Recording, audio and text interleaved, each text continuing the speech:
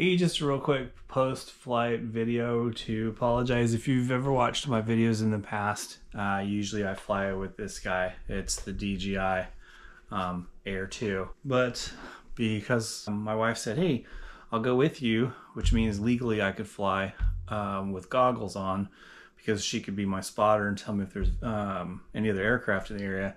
I flew this guy this time around.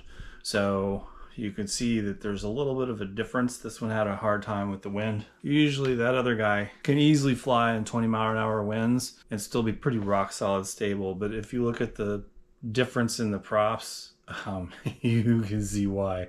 So this creates a lot more lift than these guys. So if this video gives you vertigo, my apologies. I'll try to do better next time. Or if you kind of like the back and forth motion, feel free to comment.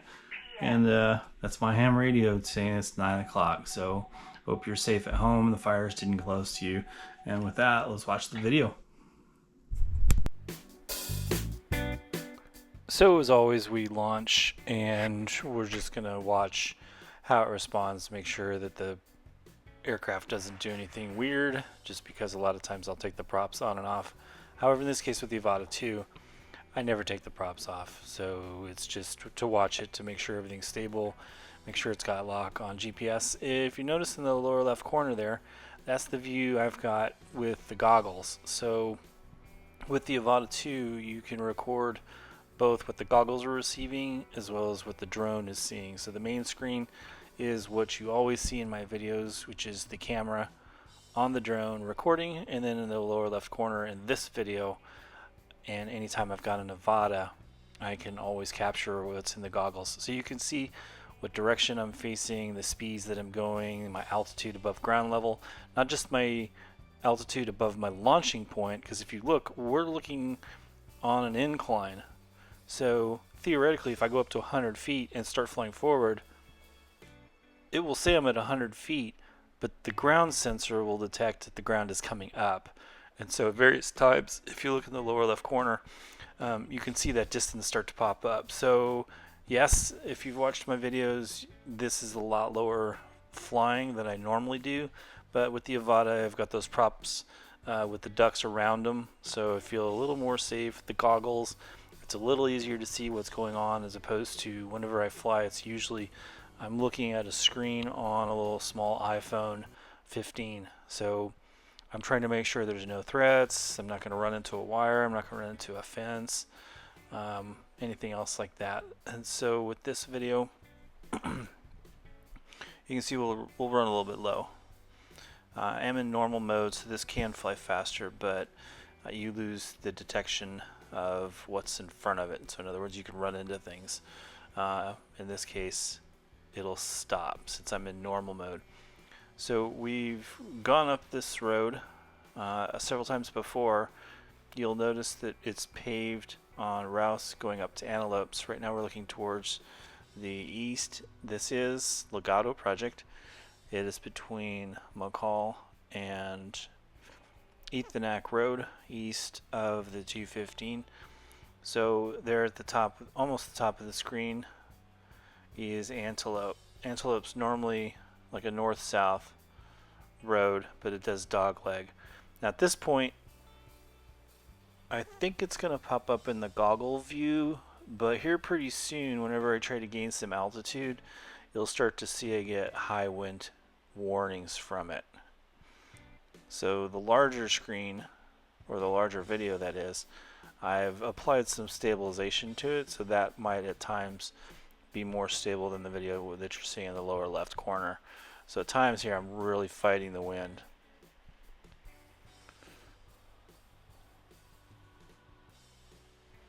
So we're going to come back. We're now flying back towards the west, towards where I launched. We're going parallel to Rouse Road, as I mentioned. We're heading towards Encanto, which is that access road that's next to the mortuary, right off of the 215. You can see it off the 215 there towards the east. This section here, they haven't done too much to it, but it seems that the western half, they've done a lot more as far as like putting in the sewers, the stormwater management, and the different pipes that are going in. So here pretty soon we're going to get to the middle. This is the demarc, so anything to the left is Village West. Anything behind us now is Village East. So this will be the major entrance into the development. Right there is going to be a holding area for water, stormwater retention. So it's like a little pond. You can see there they've got a lot of large trucks to move the dirt and stuff around as they bury the pipes, you know, dig the dirt up, put the pipe in, put the dirt back in. So last flight, which was about a month ago, I had mentioned I wanted to fly along this wall. So this isn't quite as low and as fast and as close to the wall, but since this is my real first long flight with the Avata 2, I'm still being pretty conservative. Maybe next flight I'll put it into sport mode and we'll just go ripping up this wall a little bit faster. We're looking back towards the south. We did make a left. And we're about to make a right. So I'm going to swing around wide here. And we're looking back towards the west. You see that break in the wall at the end of this cul-de-sac. That looks to be where the equipment's going in and out to get over to bury the pipes. You can see more pipe burial to the left side of the screen here.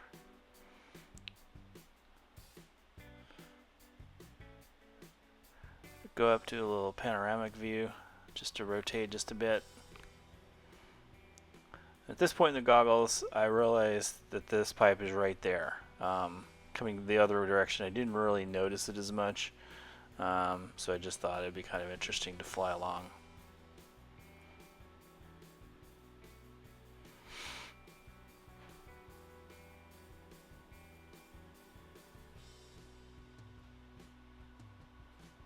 I contemplated doing a little 360 around that equipment, but again, it's the first flight with the 360. I'm sorry, with the Avata 2, so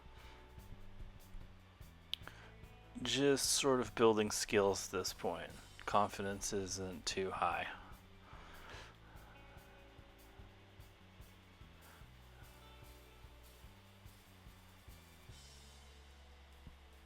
If there's anything in these videos that you want to see more of, maybe fly closer to, maybe do an aerial, do a 360, never hesitate to mention in the comments. Suggestions, tips, critiques, as long as they're constructive, are pretty good and always appreciated. So you can see it's their storage for all of the concrete piping. Coming around to this area is going to be a community pool.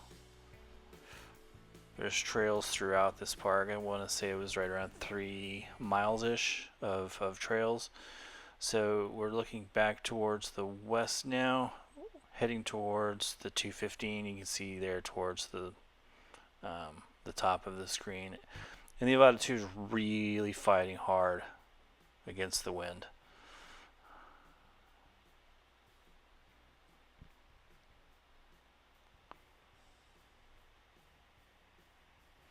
Again, this caught my eye. I thought, huh.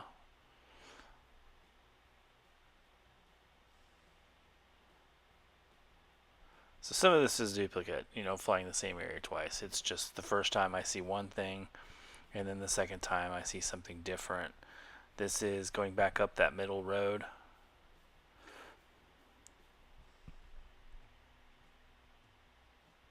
We're looking towards the north, and we're about to come up on Rouse and make a left.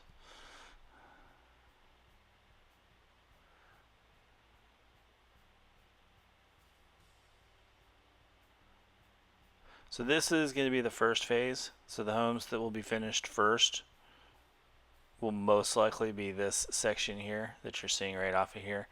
Now the exciting developments from the last flight, if you've been paying attention, you'll notice that a lot of the road has a lot of the prep work complete for Rouse. You know, where it starts at the mortuary at the top of the screen and then goes all the way back.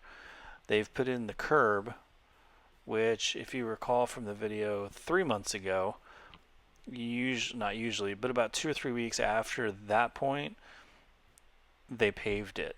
So conceivably by mid-October, this road could be paved. That doesn't necessarily mean it'll be open, but it looks like they're done tearing up that area, because they had plates off and on in that section as they were tying into the different utilities.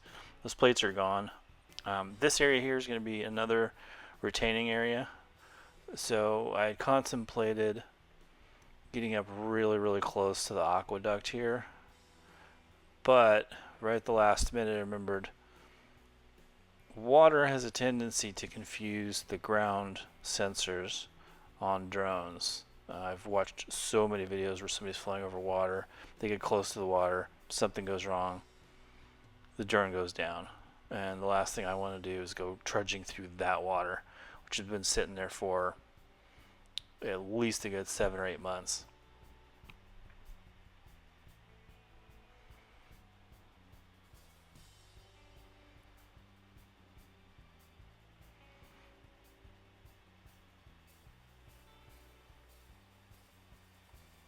I'm not sure why this stretch of water is here. I don't remember if that was in the last video a month ago. So this was flown on September 16th, today, the time I'm doing this voiceover. Monday, September 16th, last flight was about a month ago. It was what is the 8th month? I guess August, mid-August. Again, it's fighting the wind pretty hard.